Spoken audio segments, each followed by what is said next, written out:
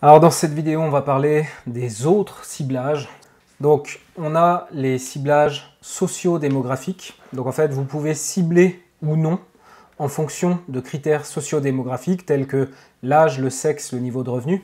Attention de ne pas confondre les critères de ciblage socio-démographique avec les audiences démographiques détaillées qu'on a vues dans le sous-module précédent. Ce n'est pas la même chose. On a des audiences démographiques détaillées qui vont aller plus loin que simplement l'âge, le sexe et le niveau de revenu, mais on a ces ciblages-là qui sont natifs, qui ne sont pas des audiences et qu'on va pouvoir modifier au niveau de chaque groupe d'annonces. Alors je vous ai mis ici un résumé, je peux vous le montrer en vrai aussi. Donc si par exemple je viens dans cette campagne, je vais au niveau des données démographiques. Donc là, puisque je suis au niveau de la campagne ici, vous voyez que j'ai plein de 18, 24, etc. Ça correspond évidemment aux différents groupes d'annonces. Les critères socio-démographiques se gèrent au niveau du groupe d'annonces uniquement. Donc pour ça, vous allez, je sais pas, hop, vous allez dans un des groupes d'annonces. Et puis là, en fait, par défaut, Google va cibler tout le monde. Il va cibler les 18, 24 et les différentes tranches d'âge, y compris des gens qui sont inconnus. Inconnus, ça veut dire que Google n'arrive pas à évaluer l'âge qu'ils ont. Et on va pouvoir, pour chacun, vous voyez, exclure du groupe d'annonces. On va pouvoir les exclure. Donc, si par exemple, admettons, je vends un produit qui est vraiment pour les jeunes, je pourrais tout à fait désactiver ça. Hop, je viens, je les exclus du groupe d'annonces. Et ça veut dire que mes publicités n'apparaîtront que si quelqu'un tape le mot-clé que je vise et que Google sait que cette personne a entre 18 et 24 ans ou ne sait pas son âge si j'ai gardé l'inconnu. D'accord ? Maintenant, moi, ce que je vous recommande, c'est plutôt de tout laisser au départ parce que les estimations de Google ne sont pas forcément justes. On a déjà un comportement multi-utilisateur par appareil.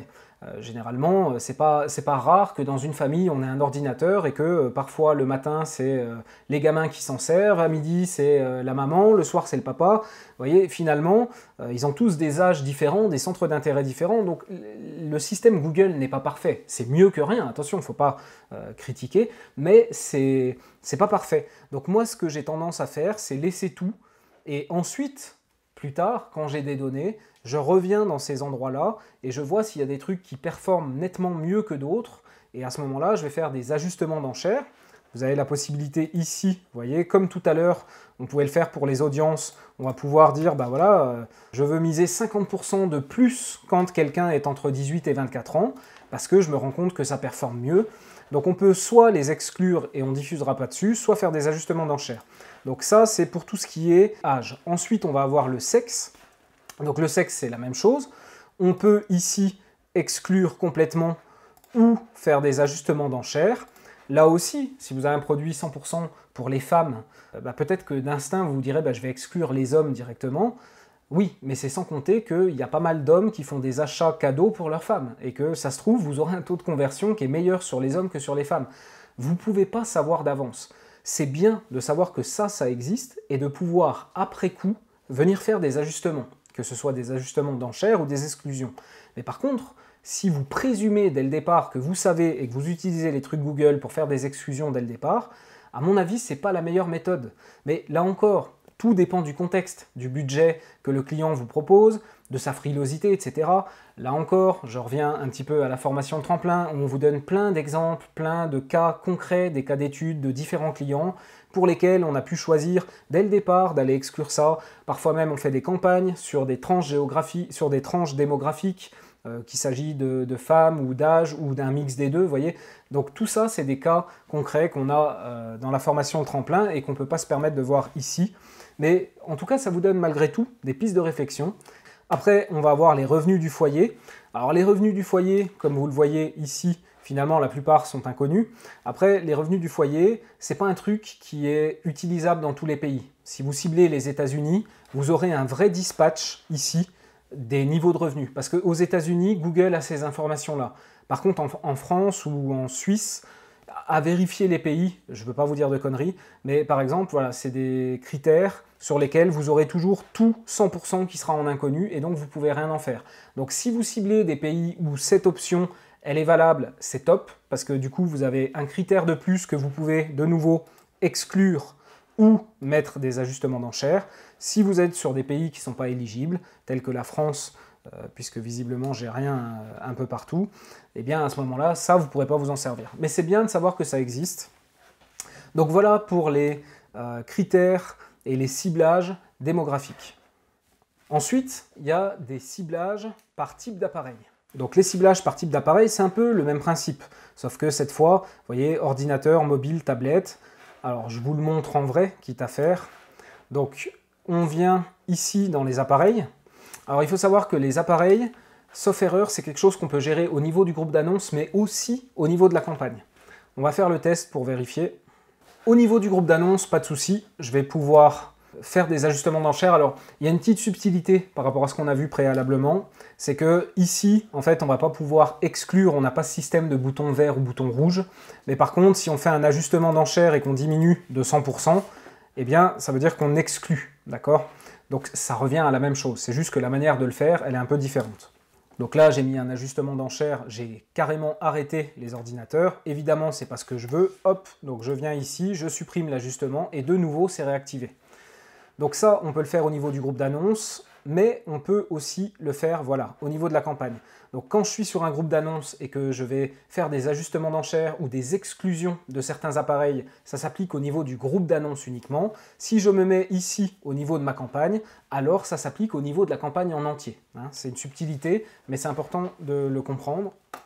Et puis, dernier ciblage, dernière possibilité de ciblage que vous avez au niveau de la campagne, ça va être le calendrier de diffusion.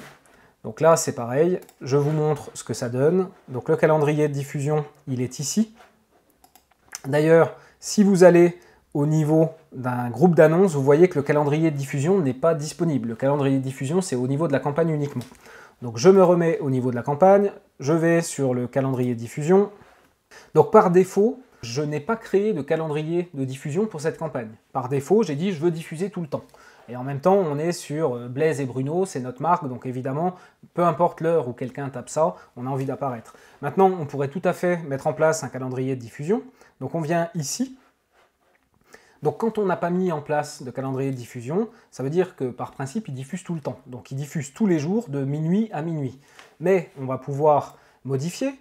Donc on pourrait tout à fait se dire seulement du lundi au vendredi et seulement de 9h à 18h par exemple. Je vais y arriver. Voilà.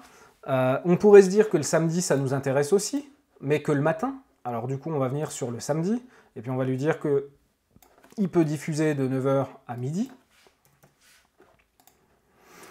Donc si maintenant j'enregistre ça, vous voyez que mon calendrier de diffusion, ici, visuellement, il a été relativement modifié. Et on voit que du lundi au vendredi, je diffuse uniquement de 9h à 18h. Donc tout ça, je ne diffuserai pas. Et le samedi, uniquement le matin. Vous voyez? Donc ça, c'est une option qui est intéressante. Je vais remettre comme c'était. C'est une option qui est intéressante parce qu'en plus, elle pourrait vous permettre tout à fait de pouvoir avoir des campagnes qui vont être différenciées selon les jours de la semaine, selon les heures du jour. Alors après, il ne faut pas faire des usines à gaz évidemment et avoir 36 campagnes pour avoir des trucs différents selon l'heure, etc.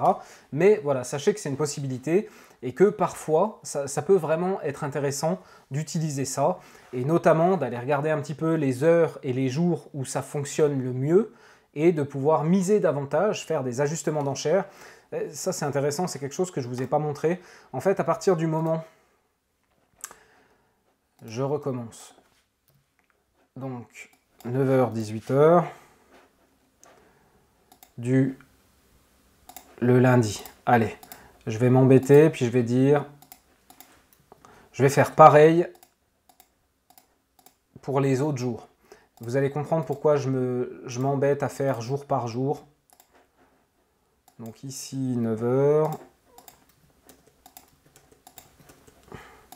Ici, je récupère le 18h, je le mets partout.